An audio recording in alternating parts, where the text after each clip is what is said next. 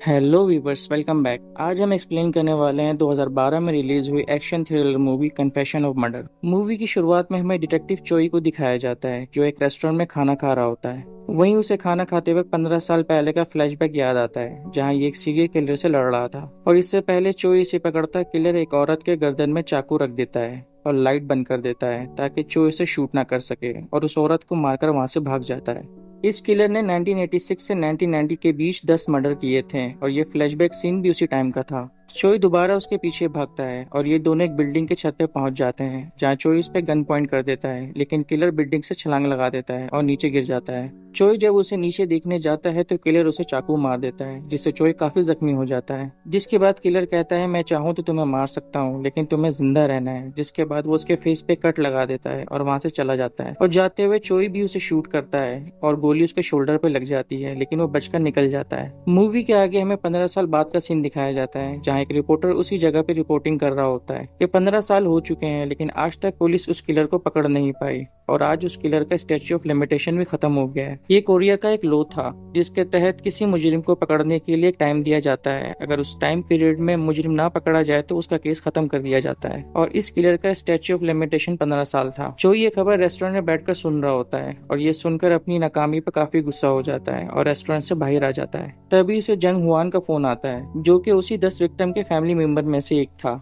और अपनी माँ के कातिल को सजा न दिलवाने के गिल्ड में सुसाइड करने जा रहा था। चोई फौरन उसके पास जाता है और समझाने की कोशिश भी करता है, लेकिन वो चोई की कोई बात नहीं सुनता और ऊपर से छलांग लगा देता है और नीचे गिरते हुए एक बस में घुस जाता है जिससे उसकी मौत हो जाती है। फिर हमें 2 साल बाद की कहानी दिखाई जाती है जहाँ चोई को एक कुलिक का फोन आता है और वो उसे टीवी ऑन करने का कहता है। और टीवी ऑन करने पर उसे पता चलता है कि ली नाम का एक बंदा ये क्लेम कर रहा है कि सालों पहले जितने भी कत्ल हुए थे वो सब इसी ने किए थे। और अब वो एक बुक कन्फेशन ऑफ मर्डर भी पब्लिश कर रहा है जहाँ उसने उन सारे कत्ल की कहानी डिटेल में बताई है। जिसके बाद हमें वही इवेंट दिखाया जाता है जहाँ ली प्रेस कॉन्फ्रेंस कर रहा होता है और एक जर्नलिस्ट ली से पूछता है कि 17 साल बाद आपको कन्फेस करने की क्या जरूरत है जबकि आप तो केस से भी बरी हो चुके हैं। फिर ली स्माइल करके कहता है कि मेरे दिल में एक अफसोस था और इसीलिए मैंने ये बुक भी लिखी है। फिर ली से कातिल होने का सबूत मांगा जाता है जिसपे वो एक एक्सरे दिखाता है जहाँ डिटेक्टिव चोय ने उसके शोल्डर पे गोली मारी थी और वो गोली अब भी उसके बॉडी में ही थी और वो उस गोली को स्कैन भी करवाता है। जिसके बाद नेशनल टेलीविजन पे वो चोई से माफी मांगता है और अपने फेस टच करके चोई को उस फेस कट को याद दिलाता है। और ये सब कुछ देखकर चोई काफी हैरान रह जाता है और देखते ही देखते ली की बुक काफी मशहूर हो जाती है। अब ली काफी फेमस हो जाता है और उसे एक सेलिब्रिटी की तरह ट्रीट किया जाने लगता है। फिर ली विक्टिम के फैमिली से भी माफी मांगने की कोशिश करता है लेकिन कोई उसे माफ नहीं करता। फिर हम चोई को देखते हैं जो अपने कोलिग से बात कर रहा होता है कि उसे ली पे भरोसा नहीं, वो ये सब बस मशहूर होने के लिए कर रहा है। तभी काफी सारे रिपोर्टर पुलिस स्टेशन में आ जाते हैं ऑफिसर चोई का इंटरव्यू लेने के लिए और बाकी ऑफिसर उन्हें रोकते हैं, लेकिन तभी वहाँ ली भी आ जाता है। ली चोई से माफी मांगता है और उसके कान में कुछ कहता है जिसे सुनकर चोई को गुस्सा आ जाता है और वो नूडल्स उसके मुंह पे फेंक देता है। दूसरी तरफ हमें एक टीवी स्टेशन दिखाया जाता है जहाँ का चीफ अपने टीम मेंबर को ली और चोई का लाइव इंटरव्यू लेने का कहता है जिससे उसका चैनल काफी फेमस हो जाएगा। फिर हमें घर दिखाया जाता है जहाँ सारे विक्टिम के फैमिली मेंबर थे जो एक साथ बैठकर ली को डिस्कस कर रहे थे। यहाँ हमें पता चलता है कि ली ने 10 औरतों का मर्डर किया था लेकिन उसी बीच एक लड़की को भी किडनैप किया था, लेकिन आज तक ना तो उसकी लाश मिली ना उसका पता चला। उस लड़की का नाम जोंगसू था और उसकी माँ और बाकी सारे विक्टिम के फैमिली ली को किडनैप करने का प्लान बना रहे होते हैं, लेकिन उन्हें पता चलता है कि ली के चारों तरफ हर वक्त सिक्योरिटी रहती है सिवाय जब वो स्विमिंग कर रहा होता है। ये लोग उसे स्विमिंग के दौरान ही किडनैप करने का प्लान बनाते हैं, लेकिन जोंगसू की मदर कहती है कि पहले मुझे ये जानना है कि मेरी बेटी कहाँ है, उसके बाद तुम लोग जो चाहो वो ली के साथ कर सकते हो। अगले दिन जब ली स्विमिंग कर रहा होता है तो एक टीम मेंबर सिक्योरिटी से बचकर पूल में सांप फेंक देता है और उनमें से एक सांप ली को काट लेता है और उसके बॉडीगार्ड किसी तरह उसे उठाकर एम्बुलेंस तक लेकर आते हैं। तब तक ली बेहोश हो चुका था और हमें दिखाया जाता है कि एम्बुलेंस के लोग भी विक्टिम के फैमिली मेंबर ही थे।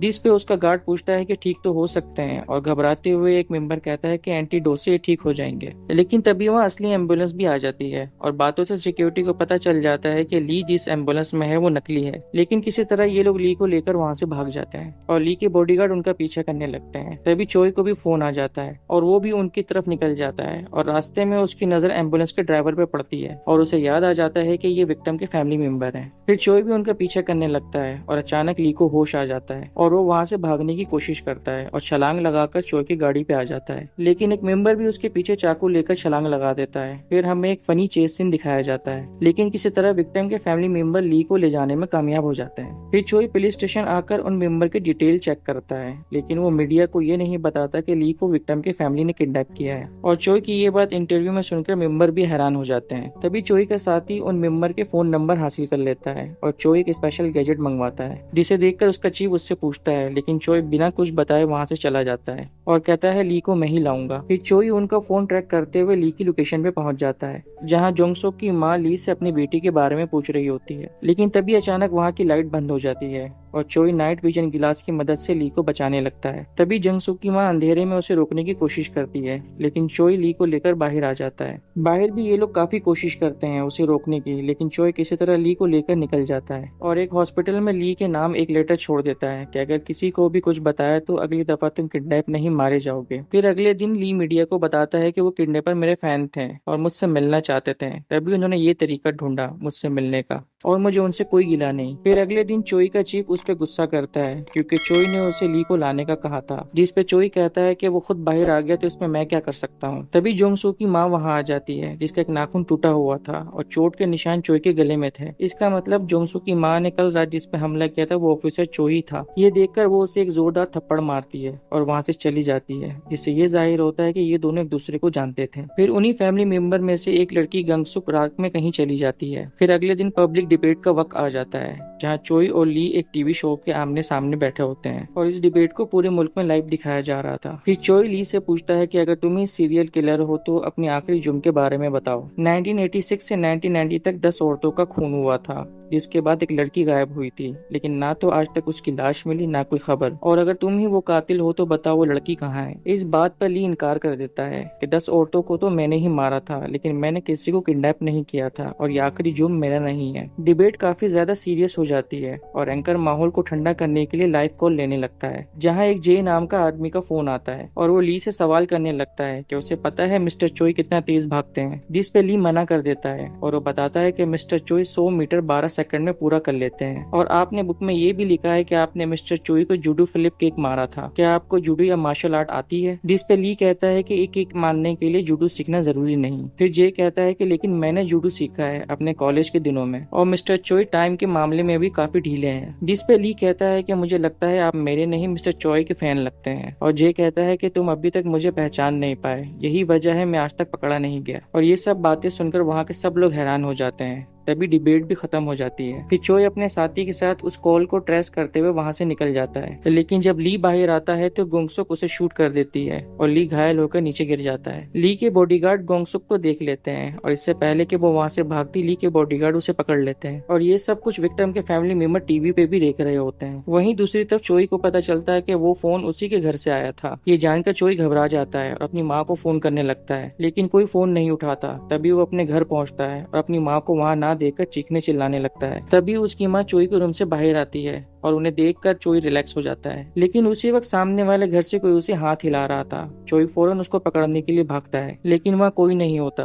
और चेयर पे एक चाकू और एक टेप मिलता है। चोई उस टेप को ऑफिस जाकर देखता है, जिसमें जोंगसू खुद थी, जिसकी वीडियो देखकर चोई की आंखों में आंसू आने लगते हैं। और यहाँ हमें बताया जाता है कि असल में जोंगसू चोई की गर्लफ्रेंड थी और इसी वजह से उसकी माँ ने भी चोई को थप्पड़ मारा था। वीडियो में जोंगसू ये कहती है मुझे लाश भर उसकी आवाज सुनने दो, और वो किलर पुलिस स्टेशन फोन करता है और सामने चोई हेलो हेलो कर रहा होता है, जिसके बाद वो किलर जोंगसू को मार देता है। लेकिन वीडियो में चोई को कुछ सुनाई देता है, जिसे सुनने के लिए वो बार बार उस वीडियो को देखता है, जिससे उसे कुछ पता चल जाता है और वो अपने साथी को एक प्रेस कॉन्फ्रेंस बुलाने का कहता है। मीडिया के सामने चोई वही चाकू दिखाता है जो जे ने उसे दिया था और कहता है कि इस चाकू पे मेरा ही खून लगा है, जिसे लैब ने भी कंफर्म किया है। फिर रिपोर्टर पूछते हैं कि इसका मतलब ली असली कातिल नहीं है। चोई कहता है कि अभी कुछ कहा नहीं जा सकता, क्योंकि ली के शोल्डर को देखकर लगता है उस वक्त मैंने जो हमला किया था ये वही है, और जिस बारीकी से उसने बुक लिखी है वो एक असली कातिल ही लिख सकता है। हमें फिर वही टीवी स्टेशन दिखाया जाता है जहाँ उनका बॉस अब चोई, ली और जे को डिबेट पे लाने का सोच रहा था, लेकिन जे को डिबेट का बताएंगे कैसे, क्योंकि उसका कोई कॉन्टेक्ट ही नहीं था, जिसके लिए ये लोग एड और पोस्टर बांटने का डिसाइड करते हैं। दूसरी तरफ हमें ली को दिखाया जाता है जहाँ वो मीडिया को कहता है कि ये चाकू मेरा ही है, ये चाकू मेरे घर से मेरे बॉडीगार्ड ने चुराया था और मैं डिबेट में ये साबित कर दूंगा कि मैं ही असली कातिल हूँ। जिसके बाद ली एक प्रेस कॉन्फ्रेंस करता है और कहता है कि मैंने अब तक बुक बेचकर 21 मिलियन कमाया है, वो सब मैं विक्टिम के फैमिली को डोनेट कर दूंगा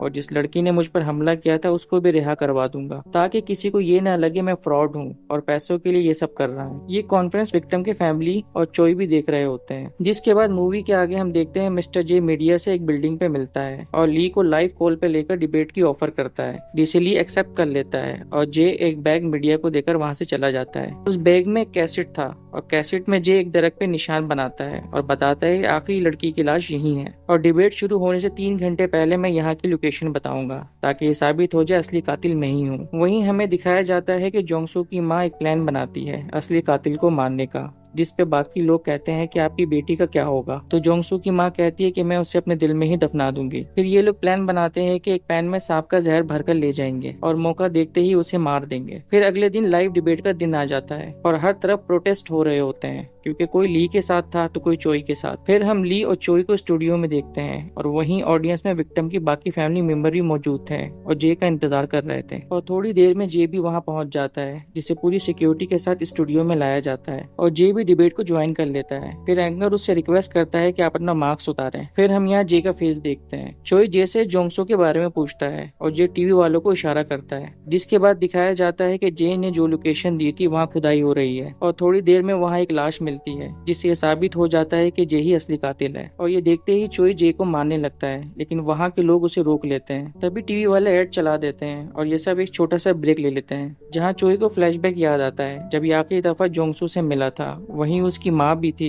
जो चोई को अपनी बेटी से दूर रहने का कहती है। थोड़ी देर बाद डिबेट दोबारा शुरू हो जाती है और एंकर ली से इस बारे में पूछता है, जिसपे वो चोई को देखता है और कहता है कि मैं असली कातिल नहीं हूँ और ना ही ये बुक मैंने लिखा है। जिसे सुनकर वहाँ के सब लोग हैरान हो जाते हैं और चोई कहता है कि मैंने लिखी है ये बुक। जिसके बाद मूवी में बहुत बड़ा ट्विस्ट आता है और चोई बताता है कि असल में ली जोंगसुक है, जिसकी मौत सुसाइड से हो गई थी और ली की मां सबसे पहली शिकार थी। लेकिन एंकर कहता है कि इन दोनों के चेहरे तो बिल्कुल अलग हैं। फिर वहीं खड़ा डॉक्टर बताता है कि 2005 में बड़ी मुश्किल से जोंगसुक को बचा पाए थे, लेकिन उसका फेस पूरी तरह खराब हो गया था, जिसे ठीक करने के लिए हमें फेस सर्जरी करनी पड़ी थी और मिस्टर चोई के कहने पे हमने जोंगसुक को एक नया चेहरा दिया था। फिर एंकर चोई से कहता है कि इसका मतलब असल कातिल को सामने लाने के लिए आपने ये सब प्लान किया था और चोई बताता है कि असल में इस कातिल को पूरे मुल्क का ध्यान अपनी तरफ रखना पसंद है और ये कभी नहीं चाहेगा कि इसके किए जुर्म का क्रेडिट किसी और को मिले और ये इस जाल में फंस भी गया। लेकिन जे मुस्कुराता है और कहता है, मिस्टर चोई मैंने आपको थोड़ा कम समझ लिया था, लेकिन अब कानूनन मुझे सजा नहीं मिल सकती,